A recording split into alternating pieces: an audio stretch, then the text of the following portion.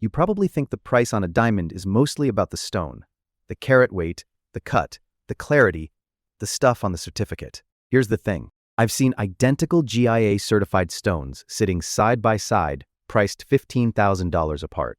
Same specs, same certificate, different seller. That gap doesn't exist because one stone is better. It exists because you don't know what it's supposed to cost, and neither does almost anyone who walks through a jeweler's door without someone like me in their corner. I've been in this industry for over 20 years. I know what a stone costs at the wholesale level, which upgrades are visible at arm's length, and which ones only show up under a 10 times loop. The pricing is built in layers: overhead, brand premium, threshold psychology. There's a lot of space between what a diamond is actually worth and what you end up paying for it. And the frustrating part? The buyers who overpay aren't naive. They've done the research. They've read the guides. They know what VVS2 means. They walk in feeling prepared. And they still leave money on the table because the information that actually moves the needle isn't in the guides. The guides were mostly written by people trying to sell you something. So let's fix that. On a 2 to 3 carat stone, knowing what I'm about to walk you through can save you anywhere from $15,000 to well over $40,000, not by buying a worse diamond, by buying the same diamond smarter.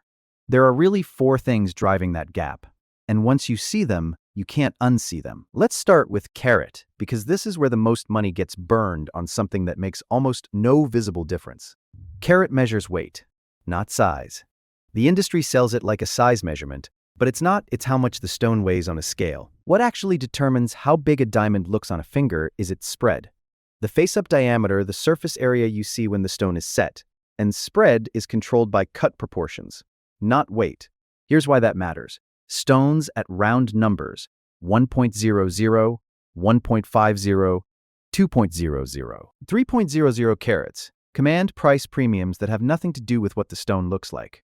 They command premiums because buyers ask for them. A 1.90 carat stone and a 2.00 carat stone of identical cut, color, and clarity have a face-up diameter difference of maybe half a millimeter. Put them both on the same hand, set in the same ring style, and most people cannot tell which is which. But the price difference between those 2 stones can easily run into thousands of dollars. And here's the flip side.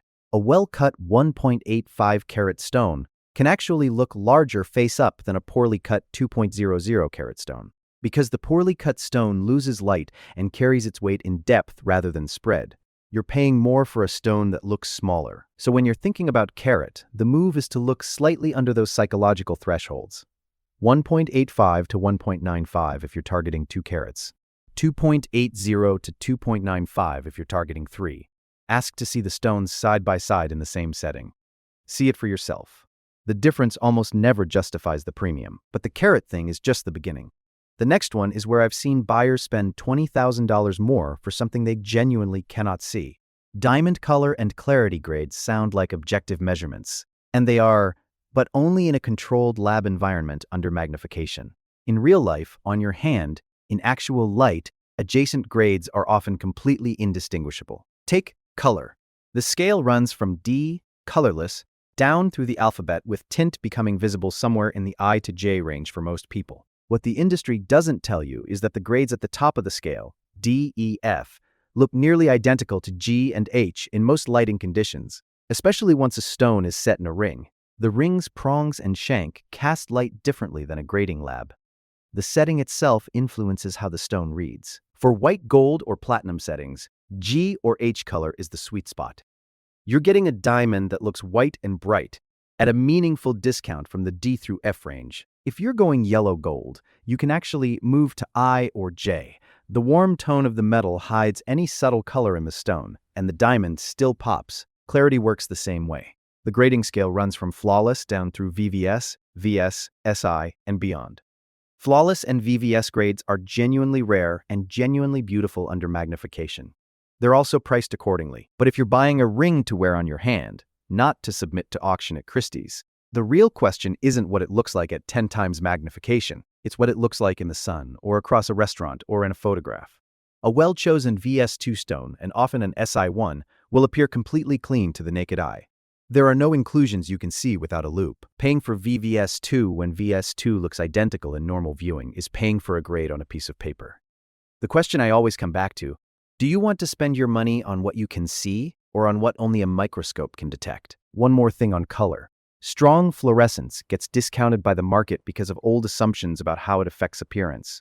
In practice, fluorescence has little or no visible negative effect for most buyers. In some light, natural daylight especially, it can make a slightly lower color stone look whiter and brighter.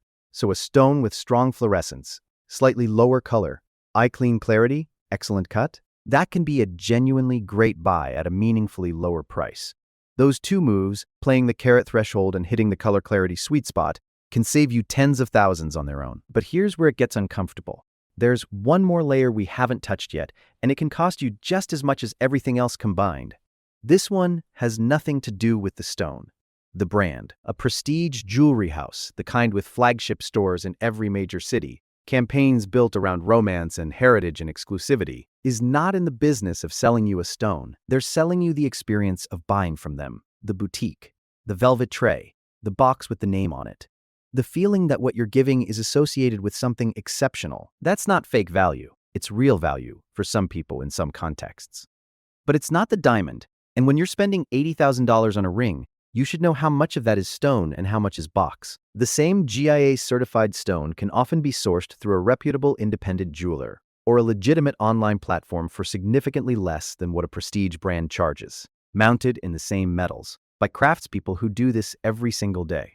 The difference in price is overhead, marketing spend, and the name on the box, not stone quality. If you're considering natural diamonds and looking for the largest single lever on price, it's channel.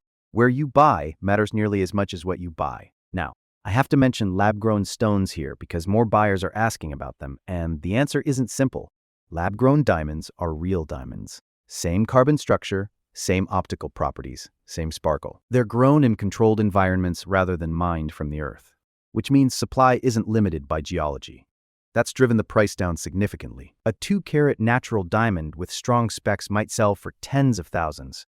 A comparable lab-grown stone is a fraction of that cost. The trade-off, resale. Lab-grown diamond prices have been dropping as production scales up, and the resale market hasn't kept pace. Planning to hold it as an asset or pass it down? That matters. Buying something to wear every day with no plans to resell? Lab-grown is worth a serious look.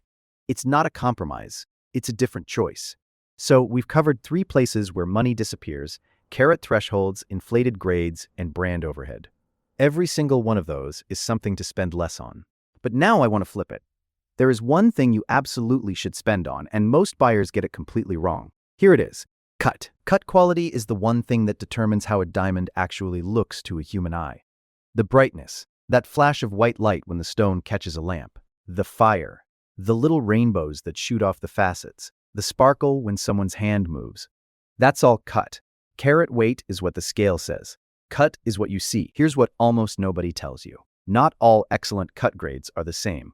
Grading labs use fairly broad criteria, and 2 stones can both score excellent while performing very differently in light. Proportions matter: depth percentage, table size, crown angles, pavilion angles. All that determines how light enters and reflects back out through the stone. A technically excellent stone with mediocre proportions can look flat and lifeless sitting next to a stone where the geometry was actually engineered. So the strategy when you're pulling all these levers together looks like this. Go slightly under the carat threshold, choose G or H color and VS2 clarity that's verified eye clean, skip the prestige brand overhead, and take the money you saved and put it toward the cut. Because a smaller stone with an extraordinary cut will outperform a larger stone with a mediocre one. Every time. That's the framework. 4 levers, and now you know how to pull all of them. Let me give you the exact moves, the things to say and ask for when you're standing in front of a case. The savings don't come from one trick. They come from stacking decisions. Here's what that looks like in practice. Start with GIA. The Gemological Institute of America is the gold standard.